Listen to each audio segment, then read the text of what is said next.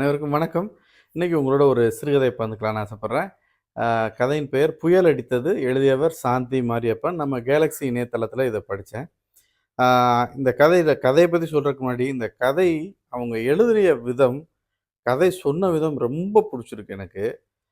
முழுக்க முழுக்க வட்டார வழக்கு, அந்த ஊர்க்கார ஒரு திருநெல்வேலி வழக்குன்னு நெனைக்கிறேன். அதில எழுதப்பட்ட கதை. கதைய இப்படி சொல்லலாம் அப்படின்ற ஒரு நேர்த்தி ரொம்ப புடிச்சிருக்கு. ஆ ஒருத்தர் வந்து வேர்வையில மூஞ்சி முகத்த தொடச்சுக்கிட்டு புழுக்கத்துல இருக்கிறாரு. ஆ புழுக்கத்துல இருக்கிறவரு உள்ள திரும்பி மகன பார்த்து கேட்கிறாரு. "என்னடா, என்னடா சொல்றாய்ங்க இன்னைக்கு?" அப்படின்னதும் அவர் மகன் உள்ள பார்த்து, "ஆம்ப்பா, இன்னைக்கு வந்துரும்ப்பா மழை. புயல் வேற இருக்காம்ப்பா." அப்படின்னு. "நெசந்தானா?" அப்படின்னதும், "ஆமாப்பா, இது கூகுளு.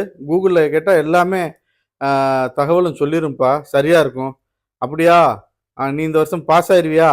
அத கேட்டு சொல்லு." அப்படிங்கிறாரு. "அப்பா, முழு பரீட்சையும் முடிஞ்சு போச்சுப்பா." முடிஞ்சு போச்சு. போடா, அடுத்த வருஷத்துக்கு என்ன பண்ணணும் படி. போய் புக் எடுத்து படி அப்படின்னு மகன திட்டிட்டு, தொடச்சுக்கிட்டு மூஞ்சிய தொடச்சுக்கிட்டு பார்க்குறாரு. ஒரு அசைவு இல்ல, காற்று இல்ல, இலை அசையல, எதுவுமே இல்ல. அப்படின்றப்ப சரியான புழுக்கம். ஆ அந்த மாரி இருக்கிறப்ப இவரு மழைய எதிர்பார்த்துக்கிட்டு இருக்கிறாரு. இப்படி கதை தொடங்குதுல, இந்த காட்சி அமைப்ப பார்த்தீங்கன்னா, இப்போ மகன்ட்ட பேசுறாரு, வீட்டுக்குள்ள பேசுறது, திரும்புறது, அவன் பதில் சொல்றது, இவரு வெளியில பார்க்குறது, இது எல்லாமே கண் முன்னால் விரியும் இந்த காட்சி அமைப்பு. அப்படி இருக்கிறப்ப, அவருக்கு வந்து கோடை மழை ரொம்ப புடிக்கும். அப்படின்னு அடுத்த இது தொடங்குறாங்க. கோடை மழை ரொம்ப புடிக்கும். பாறை கூட வெந்து போற அளவுக்கு வெயில் அடிக்கிற கோடை காலத்துல விழுகிற முதல் மழை ரொம்ப புடிக்கும். அவங்க அப்பா கூட முத்தத்துல மழையில நனைஞ்சு ஆடுவாராம். அதுக்கு அடுத்து சொல்றாரு அத. அப்ப அவங்க அம்மா திட்டுவாங்க போல. "ஏன் இப்படி பண்ணிட்டு இருக்கீங்கன்னு?" அப்ப அவங்க அப்பா சொல்லுவாராம், மழையில நனைஞ்சா ஒண்ணும் ஆகாதுடி. அதுக்கப்புறம் அவனுக்கு எந்த பிரச்சனையும் வராது." அப்படின்னு சொன்னதா, அப்படியே தன்னுடைய அப்பா காலத்து ஞாபகத்துக்கு போயிட்டு இருக்கவருக்கு டக்குன்னு இது சொன்னது. "டேய், தாத்தா எங்கடா?" அப்படின்னு கேட்கிறாரு மயன. "தாத்தாவா? தாத்தா தண்ணி பிடிக்க போயிருக்காங்க." அப்படின்னதும், "தண்ணி பிடிக்க போனா அவர ஏன்டி நீ அனுப்புனேன்னு?" மனைவிய திட்டுறாரு. "தண்ணி பிடிக்க எதுக்குப்பா அவர அனுப்புன? புயலும் இதுவும் மழையும் வரும்னு சொல்லிக்கிட்டு இருக்கான். கூகுள்ல போட்டிருக்கோம்னு வேற இவன் சொல்றான்." அப்படின்னதும், அவங்க சொல்றாங்க, "நான் சொன்னா அவரு கேட்கிறாரா? இப்ப எனக்கு தான் திட்டு விழுது. அவரு போய் ஏதாவது பண்றேன்னு அவரே குடத்த எடுத்துக்கிட்டு போயிட்டாருன்னு." அந்த ஊர்ல தண்ணியுடைய பிரச்சனை, தண்ணி பிடிக்க போணும் அப்படின்ற ஒரு இதுவும் நமக்கு புரிய வருது.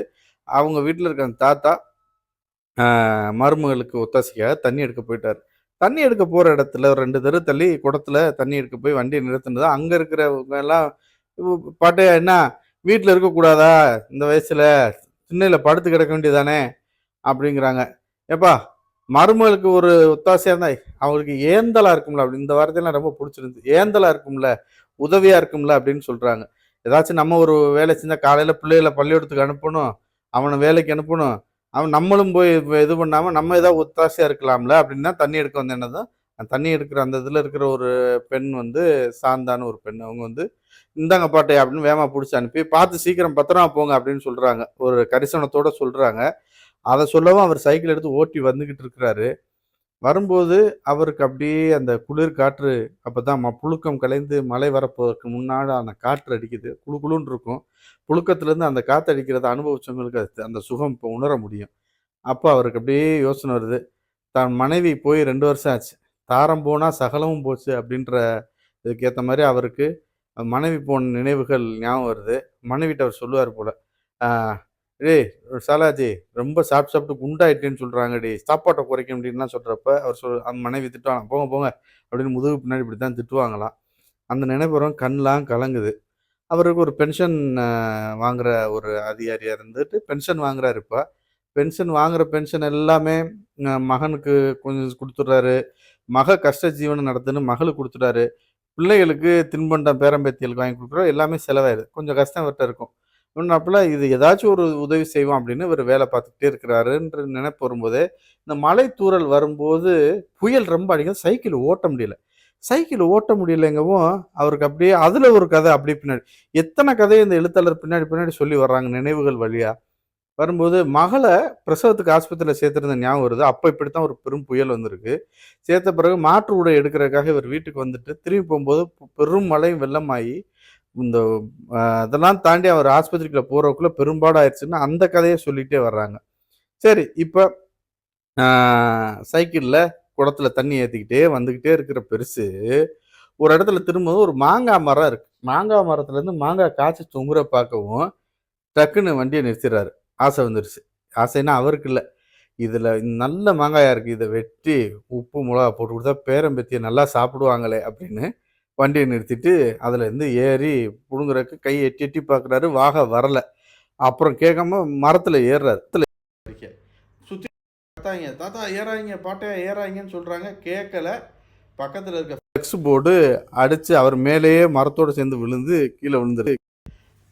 ஒரு கை மட்டும் மாங்காயை பறித்து கொண்டிருந்த பார்த்தார்கள் அப்படின்னு சொல்றாங்க. அதுக்கு அடுத்து பார்த்தா, அடுத்த பத்தியில லிஸ்டாங்க எழுத்தாளர்.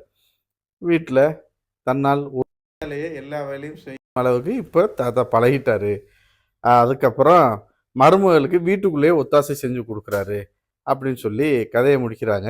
இந்த கதைய முடிக்கும்போது, அந்த தண்ணி எடுத்து குடுத்தாங்களே அந்த சாந்தா, அவங்களும் இந்த அனுதாபப்படுற மாரி இந்த கதை முடியுது. இந்த கதையில பார்த்தப்ப நிறைய விஷயங்கள வயசானவங்க ஒரு புடிச்ச புடி இருக்கு. அத விட்டு அவங்க மீறி வர்றதே இல்ல. எல்லா வகையிலும் தான் செய்யற விஷயத்துக்கு அதன் மருமகள்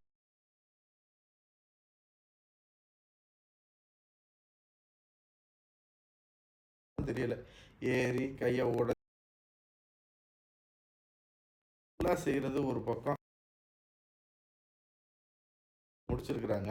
ஒரு ஒரு குடும்பம் இப்படிலாம் இருக்கும். அதான் அத புரிஞ்சுக்க முடியுது. இன்னொன்னு, இந்த மொழி வட்டார வழக்கு அருமையா இருக்கு வாசிக்கிறதுக்கு.